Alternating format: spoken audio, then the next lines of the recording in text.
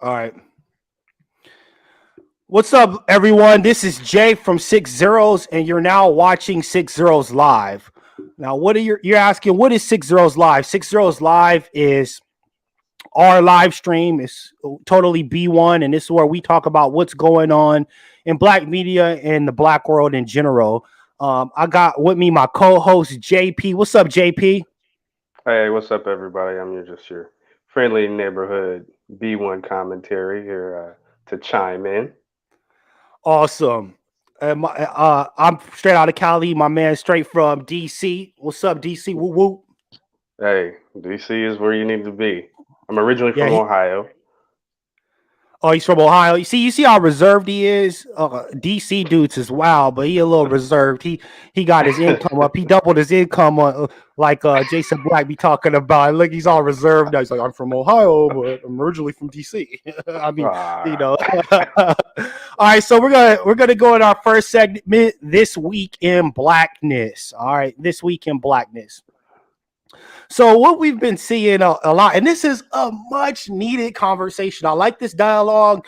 yeah, Some of it I don't like where it's going, but secure the tribe. So what is secure the tribe for those that have been living under a rock? What it is there's a healthy dialogue going on where Black Americans or Foundation Black Americans, there's like a million terms going on. There's freedmen, everybody's just making up their own stuff. Um, but it's where Black Americans, or I'm going to just say it scientifically, Black people that are descendants of American slaves are basically saying, put some respect on our name. Stop coming over here talking all that hot stuff, talking about we lazy and you smarter, faster, and all that than us. So there's a healthy dialogue going on in the community right now where we're just drawing that hard line in the sand and saying respect our ethnicity.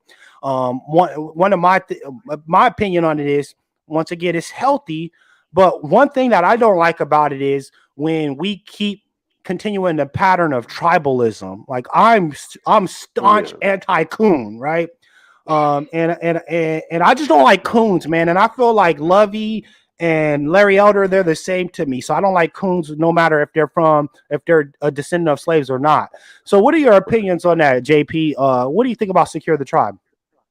I like you said earlier, I look at it as a healthy dialogue and Native Black Americans, Foundation Black Americans. Just we're recognizing our as Professor James Small calls it, our peculiar relationship to the continent of Africa. Like we all understand that okay, we are melanated members of the continental original portions of Africa, but we understand, hey, like 3% of us were traded and sold across the Atlantic, and then most of us were just natives that came, when Mansa Musa explored the Southeast and the Caribbean, a few hundred, probably thousands of years ago. So we're putting respect on our own name, but we're asking others like, hey, we've respected you and we've flown the flag for you for hundreds of years. And for you to come over here and just turn your behinds up at us and just tell us, yeah, you lazy, you have the baby mama, and think. It's horrible. Like you got a whole show called Bob and Abishola where the immigrant mother the mother plays a character of African descent that marries a white male, and she goes to the school for a PTA meeting, and she talks about, oh, my child is different. We are just different. We don't have the baby mama. Literally the words on the show, and they had to end up pulling the plug on the show because you had a continental African played character playing against a native black character, and it just then ratings ended up. They were already in the dirt, but they turned into dumpster juice after that. It's horrible. So the whole secure the tribe mentality is just, hey man, either get with it or get gone. Yeah, absolutely. I think that's it. It's important because it's like these people come from a nation where they had a class-based system, and they were at the bottom of the caste system or the class. They were at the bottom class, and then they come over here to a race-based system where they get a leg up. And so it's like you were in the bottom class in your homeland, and you come here, and then you get elevated based on a game that the dominant society is playing, and then you're going to use that against us as if you're better. It's like, Yeah. no, if this knowledge and wisdom and this intelligence that you had and this hustle, if you really have this, and your the fruits of your the position you were playing was really the result of the fruits of your labor, we would see this evident in your homeland, but we're not Right. seeing it evident in your homeland. And it's like another thing I like to hit on when it comes to this, because Secure the Tribe is just bigger than Black Americans versus African Americans. This is like reckoning with everybody, anyone that came here from another country. It's like, you are not being attacked. If they Yeah. burnt down your stores, and they burnt down your neighborhoods and built freeways through your neighborhoods and raped your woman and brought the military in, you guys would just run back home. They're giving you a Yeah. lane. They haven't given us a lane because they know that when we have a lane, we want what's ours. Yeah. We're not just here to to find a comfort shade under the tree of white supremacy. We want what's ours, and they know that if they let us unite, that it's going to be problems for them. All these other people, they unite and they're just like, I'm comfortable being second place. We're like, yo, we want to win. You Yeah. see how much of an impact we have on the culture. If we have that impact on the culture plus economics, the game is changed. Yeah. It's like Big Sean said, I want everything you got and then more. You know what I'm saying? Yeah, Like if we I think and with us being a unique people, it's naturally, especially living in a racial capitalist system, we've always been actionable people and very, very competitive. I mean, look at some of the best sportsmen and entertainers we produce. In the span of the early '90s, we produced three Michaels, Tyson, Jackson, and Jordan. The whole world knows them. The whole world knows them. So I mean, yeah, we're going to be very competitive and very successful, and we're going to put all of our best into it. absolutely. It's like last point on this is like Tariq had a good point on this. It's when he was debating with some Italian dude, and he was like, he's like, you guys have the power of the law enforcement society backing you up.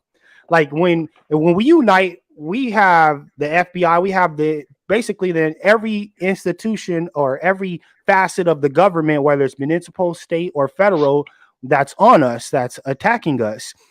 So it's like, you guys want to talk all this tough talk to us, but if it was actually fair, you wouldn't be talking all that tough talk, because we would come back at you.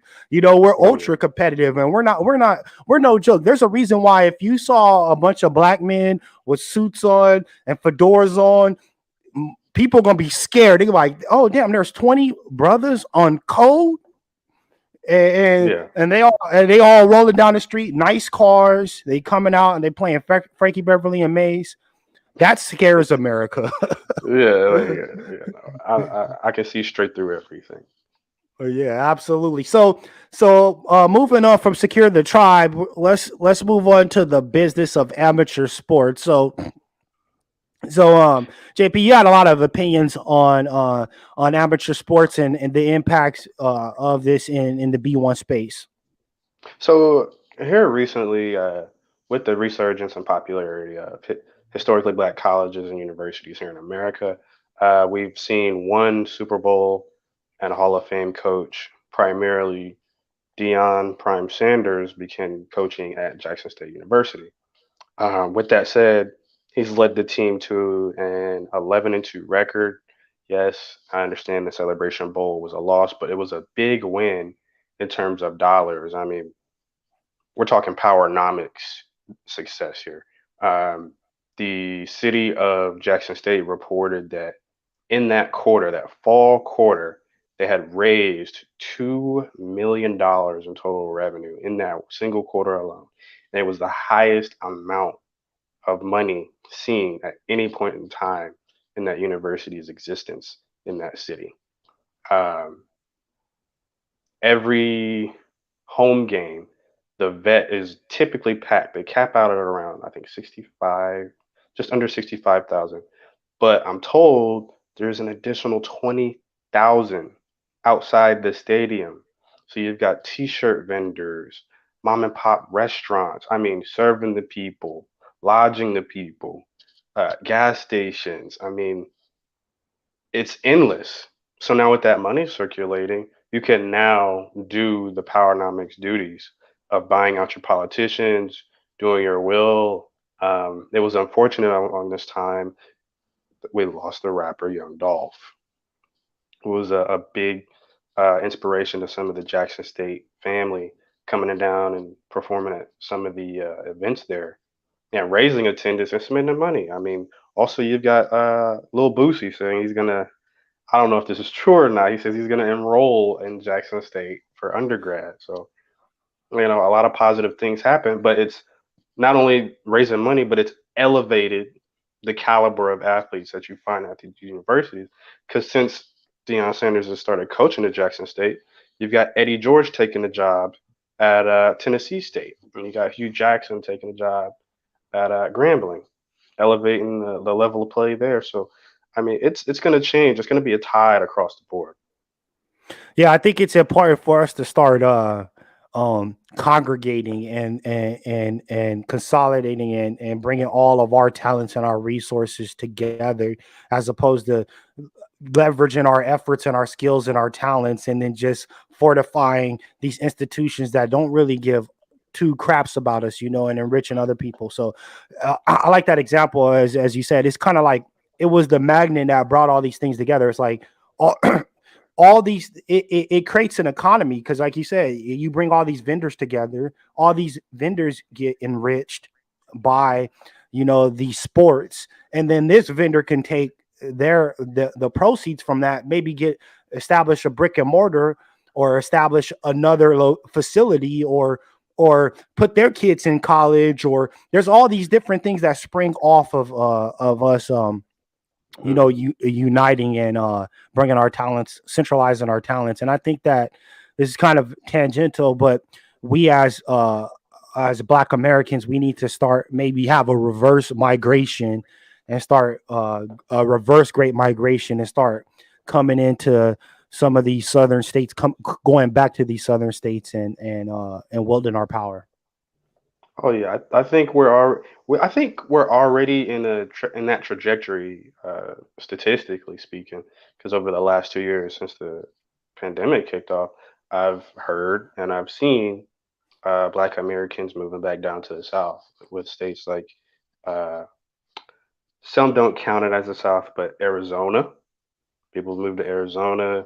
People have moved to Texas. I think Texas has become a hotspot primarily because 3M and Tesla are moving to Texas as well, taking up the central or West Texas area because Yeah. there's no state tax. Is that right, or is it property Yeah, tax? there's no state tax. Right. So people are taking advantage of that, and then you get a lot more house for a lot less in Texas. I saw something about North Mississippi. You could Yeah, get a mansion for 500,000. It's unreal. So I mean, yeah, I think the reverse migration might be a thing. yeah, it's because it's better than like in Los Angeles, man. A lot of brothers is moving under the freeway underpass, and and we can't be having it. This gentrification is just Oof. it's man. I'm like, damn, we out here struggling. So we like I'm looking at some land in Mississippi. That's where my family they migrated from Mississippi to California, and we're gonna buy some property and build up back out there. We have a lot of acres out there. I'm not going to talk too much, but we're going to buy some more, really build it up out there because, we're doing well in California. We're not struggling by any means, we're doing good, but, we want to have something to pass down to future generations and, taking, our earnings out here are much more significant than if you're in Mississippi. If you're in Mississippi now, you probably earn like $6.50 $6.50 an hour working at Popeye's Chicken. Stop. So that mansion in Mississippi is just as unattainable as one is in Beverly Hills, California. You're like, damn, 500,000. Damn, I gotta work 10,000 hours to be able to get a 500,000. So yeah, we definitely need a reverse migration. So one of the cool things that one of the awesome tent poles in B1 is Professor Black Truth, man. He always Oh, kicking game. Yeah, that man's amazing. So he started the moment of truth. Said we're gonna cover some of his topics today. So we have the segment of truth. mhm. Sorry, I'm coughing. So the first thing, one of the episodes he talked about was this freaking clown Kamal Bell and his Cosby hit piece. I think this is one of the most disgraceful things I've seen. Well, I'm not gonna put all that on it, but it's just disgraceful, especially at the time, the temperature where Black Americans are circling the wagons for this dude to come out and drop a hit piece on a guy that was released. It just speaks volumes about Kamal Bell's character. One of the things one of the clips that Professor Black Truth played was when Kamal Bell was talking about this. Just to say, it's like one thing that the dominant society does is you got to look at the words they use, right? He said when they asked him, why didn't you have Bill Cosby in the documentary? He said, I didn't think it was a good idea to have Cosby in the documentary when we had the survivors and, in a documentary. And when you hear that, that's stuff that taints your mind psychologically, because then you think that these people are not accusers, you think they're victims. So he's telling you Mhm. he's telling you that these people are victims, and then he wants you to put two and two together to say, oh, I don't want a predator in the same documentary as the victims. But the thing is we don't know if these people are victims. They're just people that have claims, and we're supposed to believe that the justice system, if the justice system can't convict you, that you're innocent. And so they're taking Bill Cosby's innocence away from him, and they're using like code words to make you come to the conclusion that he's guilty. So what are your thoughts on that? So his admission that people are at the dominant society is using a black male married to a white woman and going after another black male in this piece. I believe he says it himself. Like, what are you talking about? And then people are running around. Oh, Cosby's a rapist. Was he convicted of rape? Did you? The thing is, it's not hearsay. Did you read the affidavit? That's the question. I don't need to read the affidavit. Okay, just say you didn't. Just say you did, and that dead the conversation. Because upon his release, the Supreme Court ruled that, hey man, this he reserves the right to sue you, and you probably could lose your license from the bench, but also the prosecution, and it's at his discretion. I mean, and the other part is you're going after a man who's 84, like he's past his reproductive years. This man, he just the contingent on his kids having grandkids. He just wants to chill and just peacefully eat his Jello and be left alone. Like leave the man alone. He's But done when you're enough. black, as you know, man, they went after Michael Jackson after he died. Like, black people have no safe haven in life or in death in this country. So it's like anytime they can attack you, and that's another point that Professor Black Truth hit on that I liked a lot. It's like, he said, Kamal Bell says we need to have these uncomfortable conversations, but it's like Les Moonves, all these other guys. Why didn't you make a documentary on them? Why Bill Right, Cosby? These other right. dudes have gotten away, like, and you've let them get, like, the system has let these guys go free. Put a spotlight on them. Why are you putting a spotlight on Cosby again? Like you said, he's 84. The guy's 84. Let the dude live. Yeah. Um, Well, there's go what were you go gonna ahead. say? You're right on. But it's like Adam Bennett or whatever the dude's name is. This guy was touching Terry Crews. You know what I'm saying? He's like, "Hey man, you want to be have a role in White Girls Too? Let me fondle you a little bit. I'll give you White Girls 2 and 3. Make a documentary on that dude. That's a freaking predator. This dude's over here touching dudes. Think about it. If Adam Bennett is out here touching dudes, a brolic ass dude like Terry Crews, it's no telling what he's doing with women, you know. Yeah. So with the Terry Crews situation, Adam Bennett, he also is a powerful lobbyist for the police board or the police union out there in LA County. So I mean, yeah, you groped Terry Crews, but you've been kind of funding the strong arm of the law. So he's got a Harvey Weinstein situation where Weinstein he was paying off Yup. DAs out there. Was it New York? He had the dude in his back pocket, like, oh no, they're not going to touch him. So the other thing, and that's to Cosby's detriment because with all that money that he could have, well, with all the money that he donated to the different schools and having his position at Temple, hey man, you gotta fund some legislation. As Jason Black says, you gotta feed the troops. You Yup. gotta feed the troops. So I think that was a misstep, but we're certainly gonna circle our wagons on this one. But again, I mean, where's the hit piece on Jeff Zucker? The Yes. cesspool of CNN. Like, where's that hit piece at? I mean, I'd like to understand how you have a relationship with an executive that used to work for former Governor Cuomo. Like, how does that work? How'd you get her But number? How'd you get her name? But Jason Black said it. He said it perfectly. He said they victimize you because you're black, but they get away with it because you're poor. Because you're If you go poor. after Jeff Zucker, if you go after any of these guys, you're gonna have the power of the system coming after you. So what we're really seeing is just cowardice. It's so easy to beat up on black people in the United States of America. It's like the default. It's people beat up on black people when they brush their teeth. You know, they wake up with us on their mind. It's so easy to brutalize us because there's no consequence Excuse me. at all, you know, and that's why one of the things is, we have to start we have to make people pay when they abuse us, because the system's not going to make anybody pay.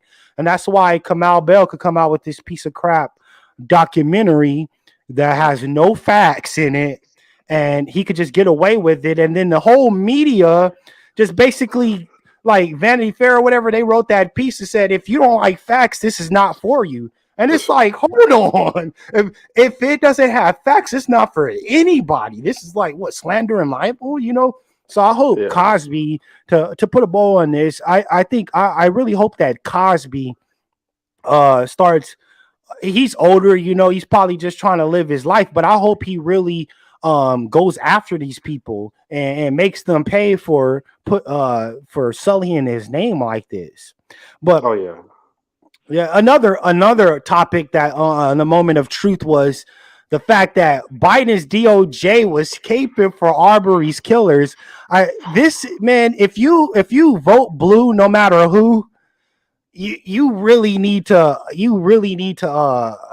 reimagine. Like, if I feel like if you say vote blue, no matter who, you're firmly in the coon sellout group now. It's like it's just not a winning strategy. And a lot of the old demographics, like if you go to church, like I was at a church a couple weeks ago just supporting some family, and I'm like, man, these folks is like, it's Jesus and Democrats, right?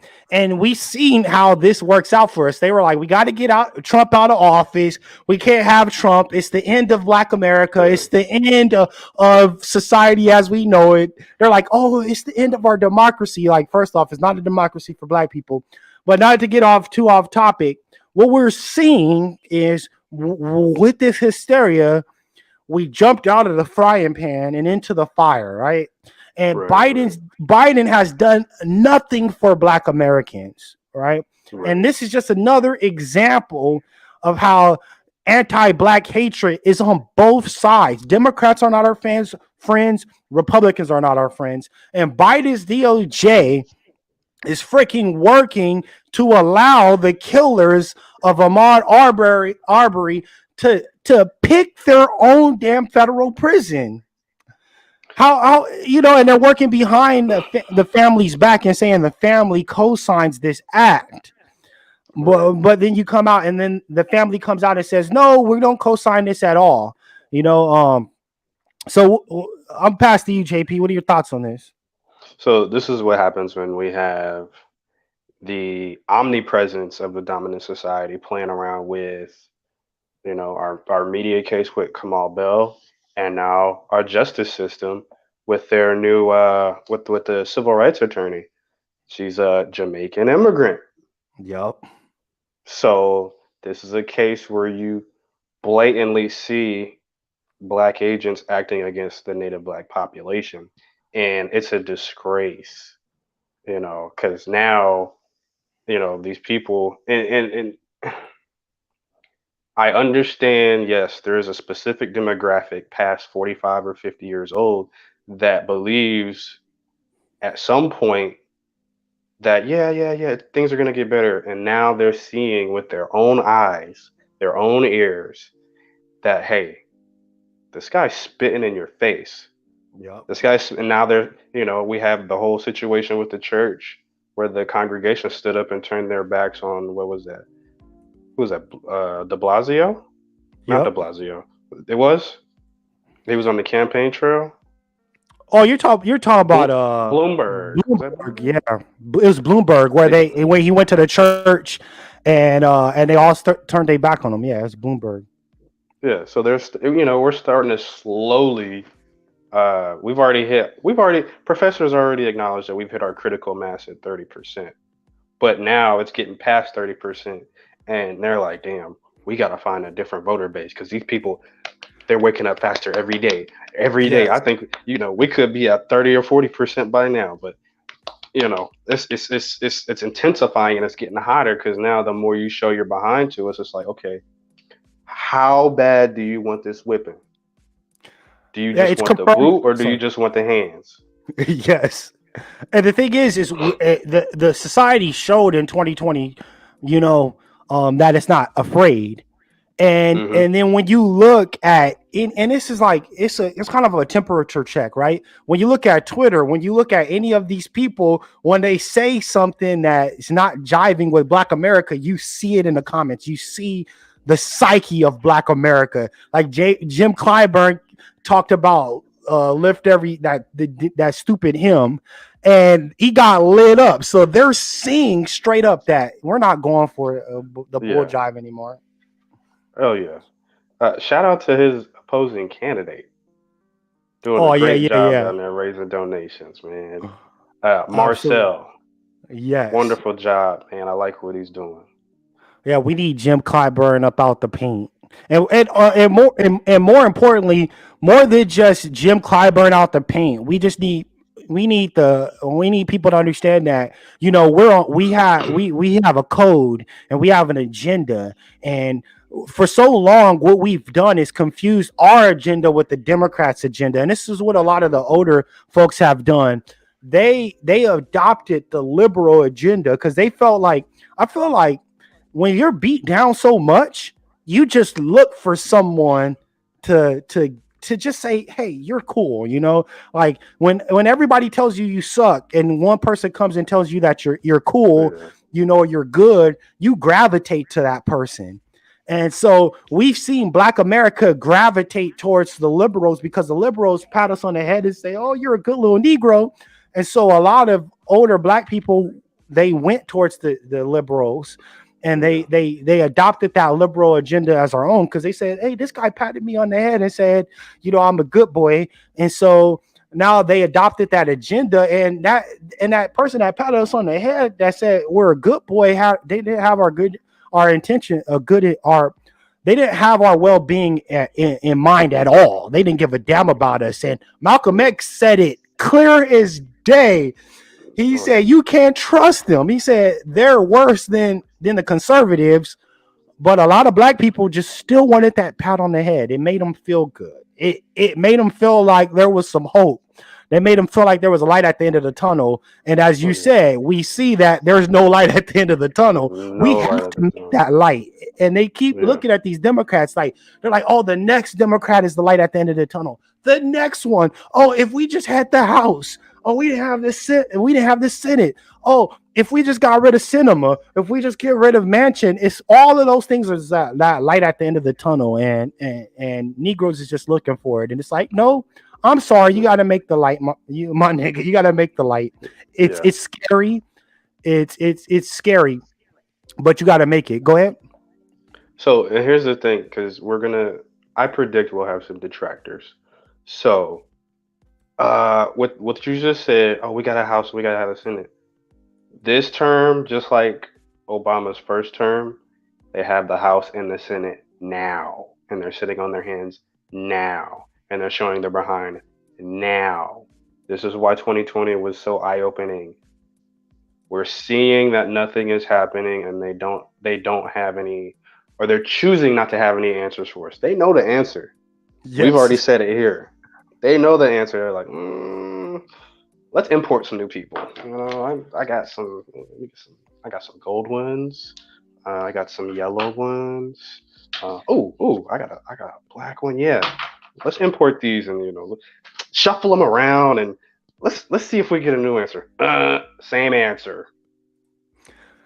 Yeah, it's like it is spitting in our face because it's like you're gonna give 6.3 billion to bring some Afghans here, and we're saying, hey, we're being nice too. We're like, hey man, we need resources, man. We out here struggling, and they're like, well, we can't do it, and this and that. But then they could find 6.3 billion for Afghans. They could find like what is it, 450,000 they were talking about to give to migrant families on the southern border. They could find money for anything they want to do, but the second we say we need something, then it's like, oh well, we can't do it. Or they create like a straw man. They say like black people want voting rights. It's like, no, that's not what we're talking about. They put this straw man out, and then they say, oh well, we can't even get voting rights done because of mansion and cinema. There's always some roadblock in the way. It's like we give you the House, we give you the Senate, we give you the presidency, and you still can't get anything done. It's always something, and that's what we got to realize. There's always going to be something because neither side is our friend. I'll give you the part of thoughts on that. The Afghan refugee part is really that's really a salty. It's a really salty point to me because I served in that campaign. I did a full term in that campaign, and it's no shade to those people that if they need to come over here, fine. But Europe is closer. I mean, that would be a better idea. That would be a better objective for you. But it's like to have them fly over here using government planes and landing them in black cities, black dominant cities, and giving them resources. Well, you got homeless veterans in every city. Yep. For you to do that, any veteran, regardless of your skin tone, should be upset. And more so black veterans, especially if you were over there doing that. It's a double spit in the face. Absolutely, but when you look at it from their perspective, it's like they're not bringing any Afghan riders. They're bringing the people that were selling out their own people. They're bringing over the cats that was over there saying where the Taliban and all of them were at. That's the people they're bringing over. They're saving their coons. They're like, hey, y'all, they're like, y'all about to get beheaded. You know what I'm saying? So we're gonna bring you over here to destabilize our niggas. We got some wild niggas over here, and we know that y'all destabilized y'all own people. So we know you ain't gonna have no problem destabilizing our wild niggas. So we gonna bring y'all over here, and see, the thing is, it's like it's an agreement between them. They like, we know y'all. We like the dominant society is like, we know that you guys knew your heads was about to get cut off, and we know your heads was about to be cut off. So we're gonna do you this solid. We're gonna do you this solid and bring you over here. But since we're gonna do you this solid, we need you to do our bidding. So these people are they're gonna be the fiercest, staunchest white supremacists when they come over here. They're gonna be some of the ones talking about, oh, you niggas is lazy and yah, and they're gonna be in our neighborhoods. And basically it's a repeating cycle. And the good thing is we get to see it, like especially like us that's born in the 80s. We're seeing it now because like we've seen this happen for time immemorial. They bring their coons, they go over here and they fight in all these overseas wars, and there's a segment of the population that works with the dominant society here to destabilize their own countries. And when things go sideways, they get bailed out and they come over here and they work against us. Because if you will work against your own people, you have no morals, you have no backbone, and you have no loyalty, so you'll work against anybody. So that's what we're going to see with these populations coming over here. They're just going to destabilize us. But the difference now is that we see it and we're like, yeah, we not rocking with you. Before we would see them, we see they're exotic, and we'll try to get them on the side, on our side, and like, hey, we're gonna fight against white supremacy, we're gonna have a coalition. They're like, no, I came here, I was fighting with white supremacy in my homeland. I'm not fighting with no niggas. I'm not taking your side. I'm not messing up my butter biscuits for you niggas. And we were stupid and going along with that. So now, it's a new day. You want to get the last words on that? Tucker Carlson said it beautifully. He did. In reference to this, he said, your regular Pashtun is just a white male with a beard and blue eyes. Yup. So for them to come over here and blend in, it'll be nothing. Yeah, like people think Afghans are like some dark, like Saudis or like some dark Middle Eastern. Like you see Afghanis, you can't, like a lot of Afghanis, you couldn't even tell Afghani apart from the average like white Hispanic. They look the same. It's like some of those people like Afghanis, Albanians, like some of those countries over there, they're white people, but they look different than British people. So they look slightly different than British people. So we look at them like they're exotic or they're something different, or they might be Muslim. So we don't look at them as white people, but they're just going to come over here. They're going to blend in and they're going to be right with the status quo. So these people are not going to be our friends. They're not going to be our allies. They're going to be more people here just to destabilize what we got going on. They're going to be like, why would you have reparations? You were never a slave. And that's when we got to bring the energy. Shut your ass up and mind your business. Shut your ass up. You was about to get your head chopped off. Then you came over here, you got resources. Shut your ass up. I ain't got these people, man. It's a class system. You was at the bottom in your country. You was at the very bottom in the class system, and you come over here and you get preference, and then you want to have all this smoke for us. Why did you have that smoke for the Taliban, nigga? You didn't have that smoke for the Taliban. They was about to round your ass up. Man, you didn't get in your homeland. You didn't have the fortitude and the gumption to fix your homeland. You gonna come over here and talk about what Black Americans need to do? That shit is over. That shit's dead in the water. Don't say nothing like that to me.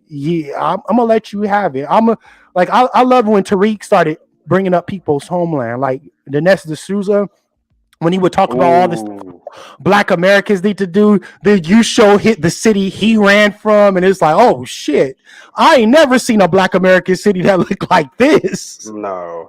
Now the other part is Dinesh D'Souza is a felon, isn't he? Yes. So only 10% of Black America has actually committed crime, but every day they're inventing new crimes to classify as a criminal. So what is a criminal? I mean, if accidentally sending, $750, knowing that the IRS is watching the money and you don't report that, so that's a crime. So what is a criminal? Dinesh D'Souza, you're a felon. You are a criminal. So I think you need to put some respect on somebody's name before you come out here and start saying stuff. Being a nigga in America is a crime, and then you just gotta You just got to give them some type of technicality for them to jam you up in the judicial system, because it's like we see it with crack epidemic. It's like uh they use that to penalize us, and then when white people is out here all strung out in Oregon looking like damn Walking Dead episodes, why aren't they getting locked up? Why is that now a health crisis? But when we were on crack that they put in our neighborhoods, let's not forget that they put the crack in our neighborhoods. They used that to fund a war in Nicaragua, and then they locked us up. And now they could Yeah. pack their criminal stats and say we're these drug addicts and stuff like that. Crime is not like crime as a construct is like it's a construct, a social construct, right? And Yeah. the dominant society can determine what is and what is not a crime. And what is and is not a crime is not always consistent with what is wrong from a universal sense. Like me stealing from you is wrong universally, but Mhm. the judicial system, which is a social construct, can determine what is and is not a crime. Like for instance, a CEO from a bank that steals millions or billions of dollars from the nation is not a crime. But a nigga stealing a TV is like the end of the world. But all these bankers that basically collapsed the economy, oh, that's not a crime. That's just, you just was doing business, and you took some risks that just didn't kind of pan out. So that's not a crime. So they get to play the game, and they determine the rules. And Yeah. so a nigga stealing a pack of juicy fruit is the worst crime in the world, but uh a homeboy taking people's houses, foreclosing on people's houses. Kamala Harris gave I forgot homeboy's name. She gave him a pass for foreclosing on people's houses in California when they wasn't even behind on their mortgages. Homeboy that used the term bridge liquidity. I was like, bridge liquidity for that freaking stimulus? $1,200 not bridge liquidity, nigga. My bills is $3,000. That's not bridge liquidity, okay? That But she was gave him a pass. I forgot his homeboy's name, but she gave him a pass for. But a nigga that stole some juicy fruit gum, she would lock that nigga up and have him fighting fires. That's how this Ooh. really. I think now that one specifically, I remember that name. I don't remember that name, but I remember he donated to her campaign There you go. also. There you go. So that she's right. She's screw her, Kamala Harris. So moving on, we're gonna go over some topics on the board. Okay, so just to give some framing to this, 6ZEROS. If you're new here, 6ZEROS, we're a forum, we're a media site, and we give Black people a safe space to talk about things that are important to us. You don't have to be worried about getting banned for saying the word coon, especially when it's such a necessary, a much needed word. You know what I'm saying? So that's what we do. So we're gonna go over some topics on the board, and we're gonna keep this lighthearted because we don't always. Black spaces don't always have to be about police brutality. You know what I'm saying? Black people, right. we play games, we play sports, we listen to music, and we want to be able to talk about that through a Black lens. So, I don't want to have every discussion. Every discussion shouldn't be about the next nigga that got shot by the police. You know what I'm saying? We need to have some lightheartedness. So, Yeah. what's new on the board? GTA 6 is a thing, okay? Now, they just talked about GTA 6, that they're working on it. And I just have to say this. I'm not the biggest fan of GTA. I'm a Breath of the Wild guy, okay? Breath of the Wild is the best. The absolute, undisputed best sandbox game ever made. Period. I don't care what anybody could say. We could square up in the ring, whatever. So Whoa. yeah. Man, Breath of the Wild is just a brilliant sandbox game. GTA is cookie cutter, but they're working on GTA 6. I hope they take the time to make the missions better. Like they built these big, expansive, gorgeous worlds. They're freaking amazing. But then the gameplay in it. Oh yeah, hold on, real quick. Duquette but it was Steve Mnuchin. Yes, I knew it was some There we Indian word. go. Like that. Yeah, Steve Mnuchin. That fool. Bridge liquidity. I'll never forget that bougie ass term.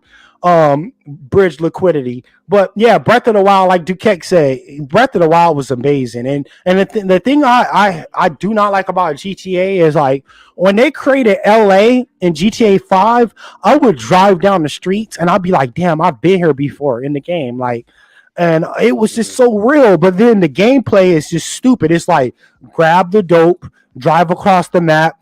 There's gonna be 5 dudes that you gotta kill, and then drop the dope off and drive back. And all the missions is like that. I'm like, this is so cookie cutter. The missions suck in that game, so I hope they take the time to make some fulfilling missions. What Right. what was the last GTA you played, JP? Oh man. The Damn, you last sound GTA. cool. You're like, oh man, GTA one a piece. Back when I was 30. GTA. The last GTA I played, and it was a sample. It was five. I have been keeping up slowly with family dealing with the video game world. The last dialogue, it was an interview I heard. It was a guy who paid. He professionally played Call of Duty. He was on one of these, you know, former Washington Huskies baseball player got hurt, played video games all damn day, got offered $100,000 contract or however much money he makes.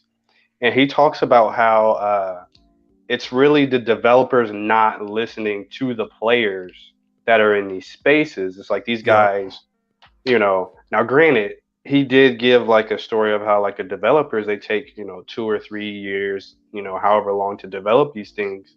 They get caked off and they just drop it off and then, Joe Schmo that works at Dollar General eats pizza all damn day is playing the games like, hey, these boards suck.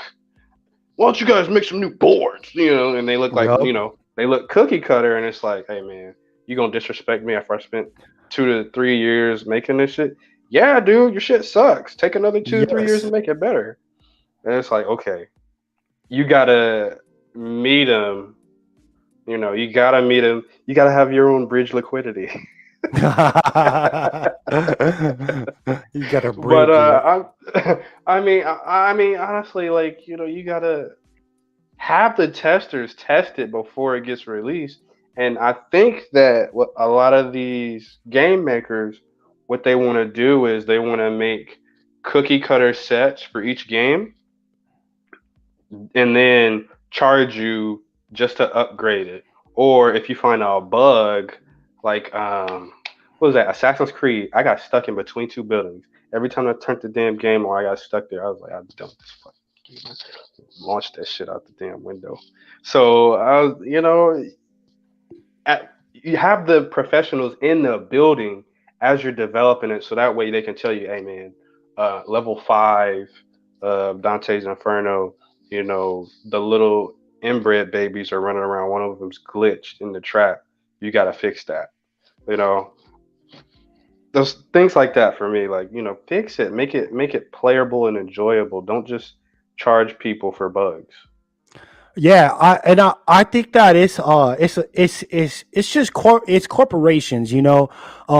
when anything turns corporate, it starts sucking. Like music, when you listen to music, it's super formulaic, and we're any kind of art is compromised when corporations get involved because it's all about revenue, it's all about margin.